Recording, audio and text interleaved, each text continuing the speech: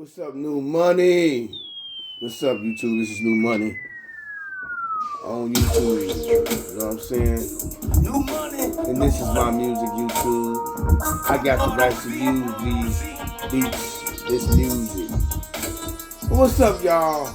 I had to get up on here and holler at y'all for a second. You know what I'm saying? I got to come over and holler at y'all for a minute. Let y'all know what's going on. Did y'all see the fights this weekend? Did y'all see the fights this weekend? Did y'all see the fights this weekend? If you didn't, y'all missed a good one. We had a few fights that interested me, and I thought it was very entertaining. You know what I'm saying? And man, it was very entertaining, very entertaining. Before I get started, though, let me say welcome to my channel. Those who are new, you know what I'm saying? And those who know me, what's happening? But those that don't know me, hit the thumbs up. Subscribe to the channel. So that way when I drop another video, you'll be on point. You'll catch it as soon as I drop it. You know what I'm saying? And stay in the know. With your boy New Money on this boxing shit. You dig?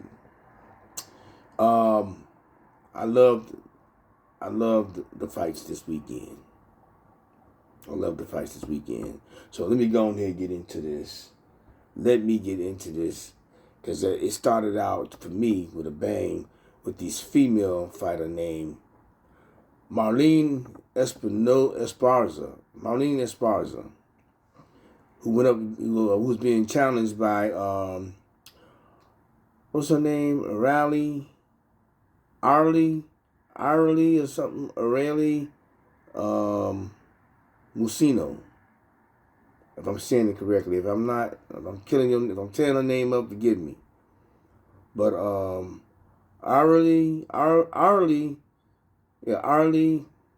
Musino. Arlie Musino's record is 32-4-2 with 11 KOs. And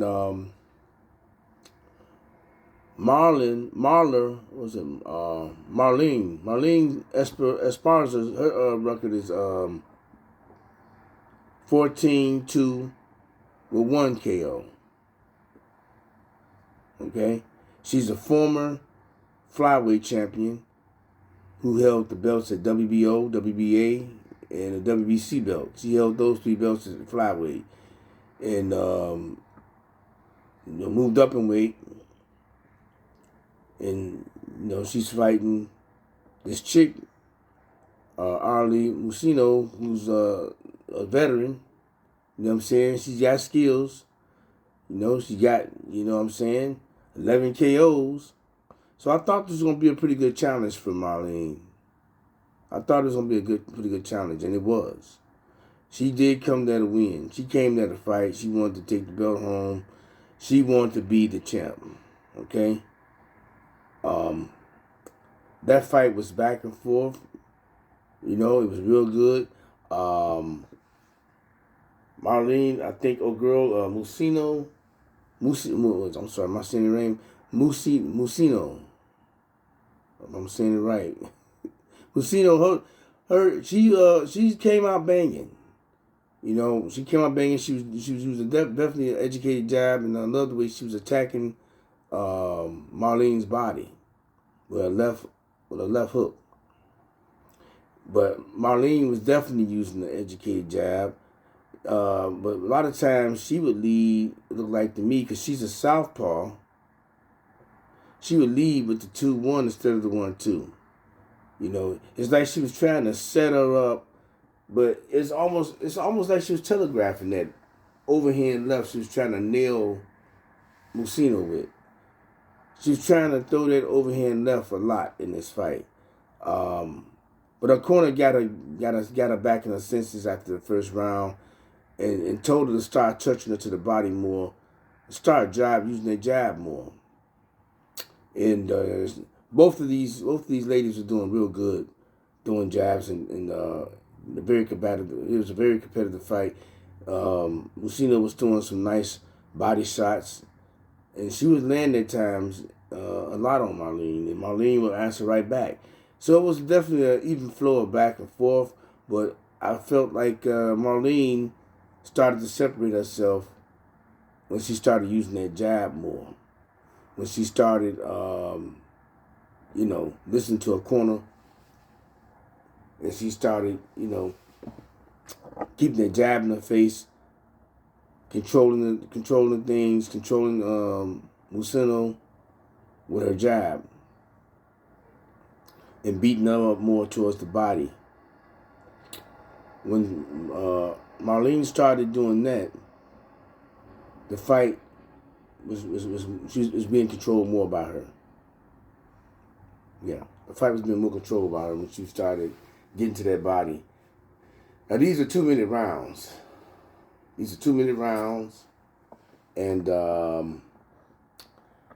I would have loved to see if it was 3-minute rounds, what would have happened. Because I think that Musino would have probably went all out trying to get Marlene out of there, and that would have made probably for a knockout, perhaps for Marlene.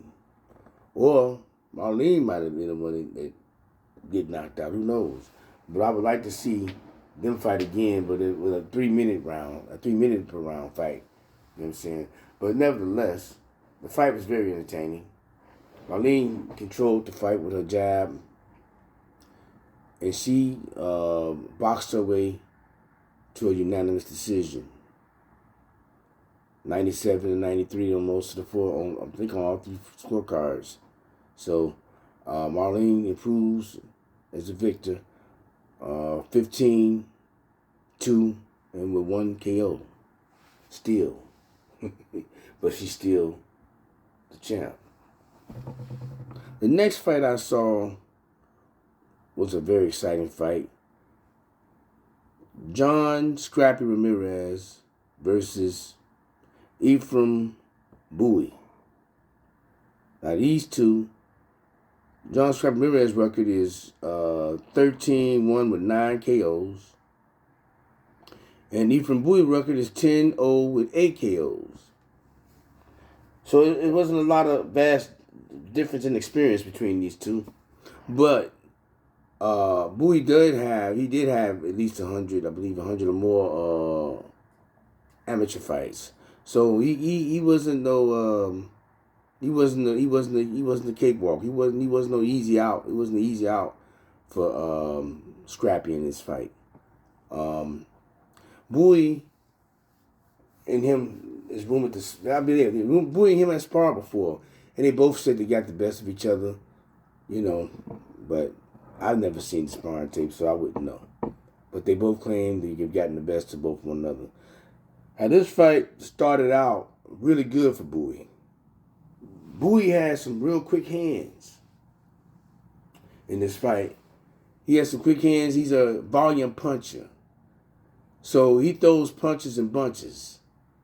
And Bowie can hit. But, if he probably would have sat down on some of those punches, ain't no telling what probably could have happened. Because he caught Scrappy in the first round. I don't know if Scrappy was cold. He didn't come in there hot. But when the bell rang, Bowie was he was popping Scrappy. He was hitting Scrappy up, man. It made me feel like I picked the wrong fighter in my parlay. You know what I'm saying? So I thought Scrappy was in trouble when I saw that first round, because Bowie was giving him the business. Bowie was giving Ramirez the business in this fight, the first round. I gave that first round to Bowie because he popped Scrappy with some good lefts. I mean, combination punches. He was on point, and it seemed like Scrappy wasn't, it's like he wasn't ready to start yet. Somebody said go, and he didn't hear the word, or he didn't hear the bell. You know what I'm saying? Because he was getting handed to him. He was getting them left hands and right hands handed to him from Bowie. Second round came around, and Scrappy got better. I guess he was, he had to get warmed up a little bit. He was getting better, but at the same token, Bowie was still doing his thing. Bowie was still popping them. It still seemed like Bowie had the faster hands in the second round. Yeah.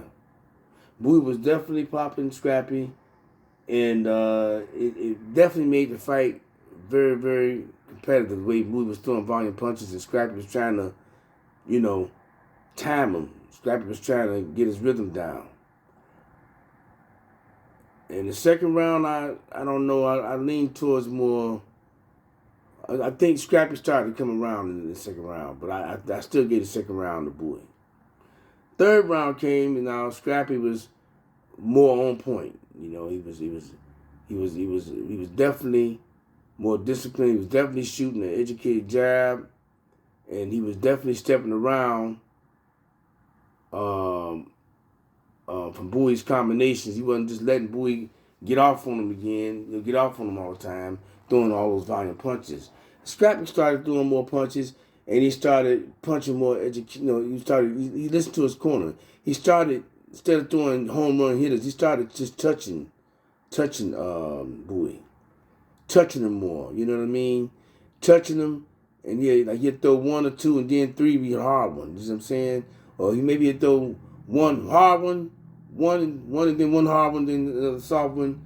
Or one, boom, boom, boom. You know what I'm saying? Scrappy started doing that, touching them back, and it got real competitive because it seemed like Bowie would throw combinations right after Scrappy would, and Scrappy would catch him and throw some mean punches, but not as many as Bowie did in volume. But Scrappy did throw the more eye-catching punches. I thought Scrappy was definitely more fundamentally sound in this fight. As the fight went on, you begin to see Scrappy's more fundamentally sound, and you can see all the punches are eye-popping punches that he was throwing. And Scrappy didn't want to match volume punches with Bowie. He was very smart on how he approached it. He changed the game up in the third round. He finally figured something out, and he definitely started. He used his defense. He was on point. Scrappy was definitely on point with his defense. It got way better than it was in the first round. It seemed like Bowie couldn't land a solid punch on him after that. After the third round, he wasn't landing or connecting as much as he did in the first and second round. And as the fight went on, Scrappy was steady tapping him and hitting him with them hard shots, pinpoint shots. You know what I'm saying? Sniper shots. When he threw some, some sniper shots. He was dead locked on everything he was throwing with intentions, but he had a purpose. So he would touch him. It wasn't all power shots. He would touch Bowie with a lot of the jabs. And going to Bowie's body. That's what he got real smart at. That was very smart of Scrappy. He went to Bowie's body more often than Bowie was going to his. But he was listening to the corner. He was going to that body of Bowie's, especially after Bowie would throw a lot of flurries. He would throw a lot of combination punches because he's a volume puncher. And Scrappy started zeroing in on that body after he did after he shot his load. And as the fight went on, you could see that had an effect on Bowie. He looked like he can go like that the whole fight, but I seen him, it seemed like he slowed down in around about the 6th, 7th round. He started slowing down. And Scrappy was catching him with that overhand right. He was catching him with that left hook. He was catching him with the right hook. He was just mixing his punches up real good, and you can see eye-popping punches. And at the end of the fight, as it went all 10 rounds, at the end of the fight, Bowie threw probably 509 punches, but his connection percentages was low. His connections, I think he connected on Scrappy probably 136 times or 35 times, I'm not sure. Scrappy only threw 300 punches and connected with 139 times on Bowie. His percentage is better, but he had landed better shots. Even though dude threw all 200 more shots, there was just shots thrown in the air because a lot of those punches didn't land. You know what I'm saying? He was just trying to, win by throwing volume punches and looking active, looking busy. But the judges saw the more eye-popping punches coming from Scrappy, and he went on ahead to cruise to a unanimous decision. And I think that his was I think that Scrappy definitely turned the corner in this fight. I think he learned something in this fight. I think that you see that he learned how to strategically play, throw his shots even better because, like I said, Bowie was a very busy fighter, but Scrappy was definitely hitting him with them pinpoint sharp punches. He was popping them, man, and it was a very enjoyable fight. I liked how he made his adjustments on Bowie, and it just seemed like Bowie could not adjust to what Scrappy was doing. It got to a point where his corner wasn't even giving Bowie really good advice. But Scrappy got the job done and went on here to cruise to his victory, taking his record up to 14-1 with 9 KOs. The next fight, which was a very, very exciting fight, I couldn't wait to see this fight. When I saw him on the fight card, I wanted to see my man Charles Conwell. Man, Charles Conwell, that boy there, he can go. He got some skills. Charles Conwell fought this dude from Argentina. His name is Gerardo Vergara, something like that, if I'm saying his name right. Gerardo Vergara, if I'm saying his name right. I'm not sure if I'm saying it right. But either way it go, he's somebody that I never seen before. I never heard of Gerardo Vergara. I never heard of him.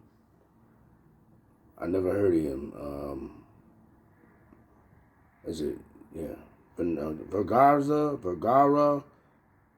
Either way, I never heard of the Argentinian fighter. His record is 20-0 with 13 KOs, and I never seen him knock out nobody. I never seen him fight. But for him to have 13 KOs does say that he got power. Charles Conwell record is 20-0 with 15 KOs. Now, if you don't know, you do know. Now you know. Charles Conwell got that. He got power too. Charles Conwell's 2016 Olympian, and I think he's a silver medalist. And he's fighting at 154 pounds. It's the super welterweight, if I'm not mistaken. He's a super welterweight fighter. Okay, that's what this fight being taking place in that weight class. Now, when I seen some of the little video footage, I did go back and look at on Gerardo, and it looked like he could get some things done. He looked like he would be a formidable threat. You know what I'm saying, to Conwell, but he didn't have the experience. He didn't have the IQ. He definitely wasn't fundamentally sound at all. Was one of the when I seen Gerardo's fight, the little clip I did see in one of his fights, he got dropped. So that definitely let me know that there is some vulnerability with Gerardo. He got punching power, but he's an Argentine. He's a strong guy, and he was an undefeated fighter. He came there to win. He wanted to win. That's at least in his mind.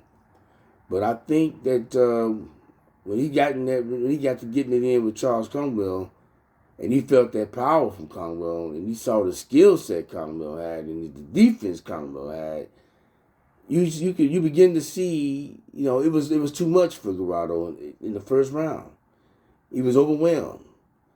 He was overwhelmed by what was coming at him. He was overwhelmed by Conwell's defense, and he tried to get Conwell. He tried to hit him with some things, and he did hit Conwell during this fight. He hit Conwell a couple of times during this fight, and Conwell looked at him to shook that stuff off. It didn't faze Conwell. It didn't faze Conwell at all. Conwell defense was definitely on point. He was sharp shooting. He was catching his shots and counting his shots, immaculately. You know what I'm saying? And Conwell got the rhythm, it seemed. He got the rhythm of this dude. You know what I'm saying? He got the rhythm. He got Gerardo's rhythm and turned up a little bit more on him in this fight and got him on out of there in the 7th round. I mean, Conwell just turned up more. He was already on point. He was already banging dude. And that's what Conwell did. He just banged him for 6 rounds. He banged him and broke him down. He broke Gerardo down. Gerardo didn't have no answers. His corner didn't have no answers. They were just hoping and prayer. That's all they was in there doing. They was hoping and praying that Gerardo could hit him with something. Well, he did hit Gerardo. He did hit Conwell a couple times, 2 times in the 6th round. And Conwell didn't. It looked like he was just like, what you doing, man? You know what I'm saying? Did you really try to hit me? Or did you hit me with anything? Because it's like he didn't hit him. Conwell did not respect his power. His power must not have been respectable. But Conwell's defense was definitely impeccable. You know what I'm saying? And I see that Gerardo saw that, and he see that he couldn't really do nothing with Charles Conwell. He seen that he couldn't land a clean shot on Conwell. And Conwell was putting that pressure on him.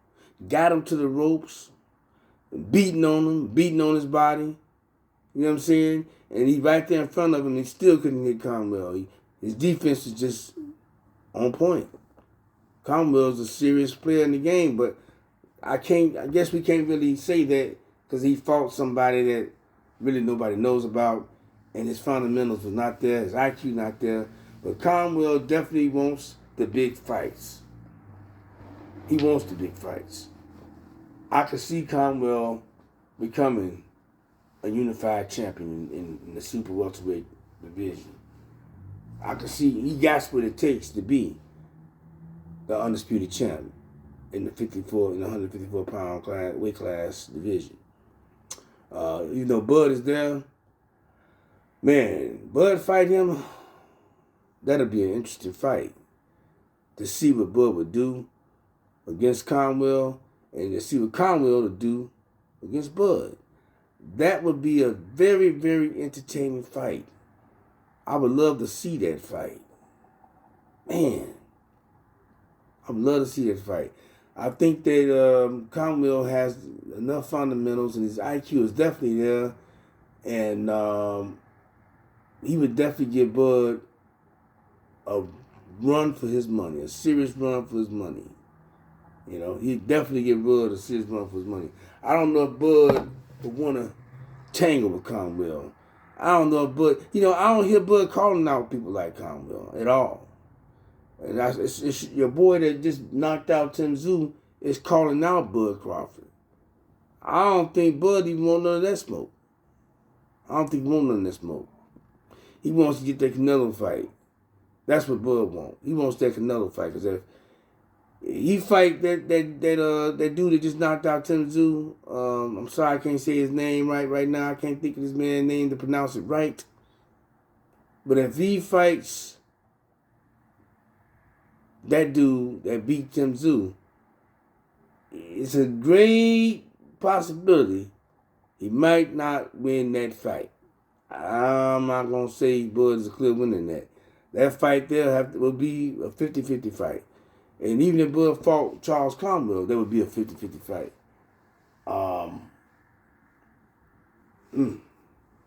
That'd be a very good fight. Them fights would be very good. Even Conwell against the guy that beat Tim Tszyu would be a very good fight. That would be a very interesting fight. You know, that dude, I'm going to get his name. I'm going to come back and I'm going to let y'all know. I forget his name, man. But that dude there, I ain't going to lie, he kind of scary. He kind of scary. And I know I ain't doing y'all no justice by not saying this man's name, but if you know the man that went in there and knocked out Tim Tszyu in the 3rd round, go watch that fight. 2nd loss to Tim Tszyu. Go check that dude out, and you're going to see. You'll see what I see. He's a scary dude. You know, he's one scary dude. He can get out. I ain't going to even stun on him. He can get out. He got them hands. Nevertheless,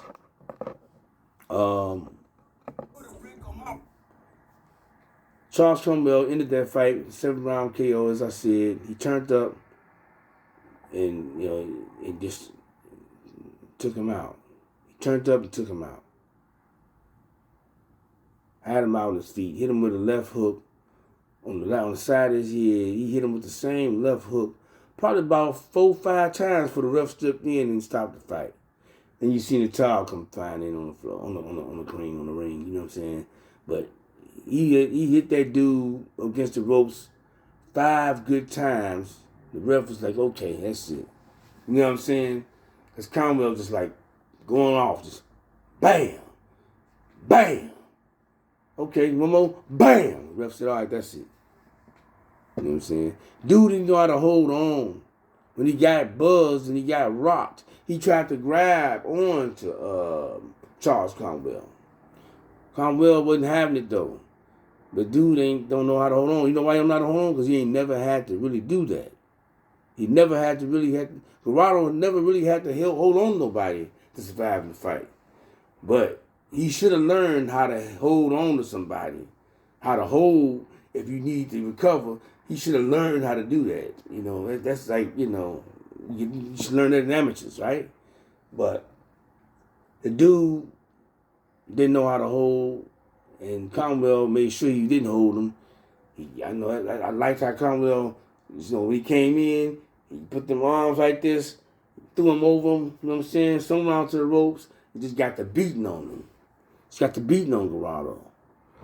And Gerardo said, his corner said that was it. He said that was it. But he didn't have a choice in the matter. He was getting knocked out, and the ref went and saved him from getting hurt any further. It was a good stoppage. And that was an entertaining boxing night of fights this weekend on Saturday night, the 14th of December, 2024. Very good night. A shocking night, and at the same time, a very good night. On that note, that's all I got for y'all. Don't forget to leave a comment and let me know what y'all thought about the fights. You know what I'm saying? And who y'all think if Bud would fight this dude, Charles Conwell. Do you think he'd fight him? Let me know in the comments. Don't forget to hit the thumbs up and hit the subscribe button. I'm your boy New Money, and I'm out.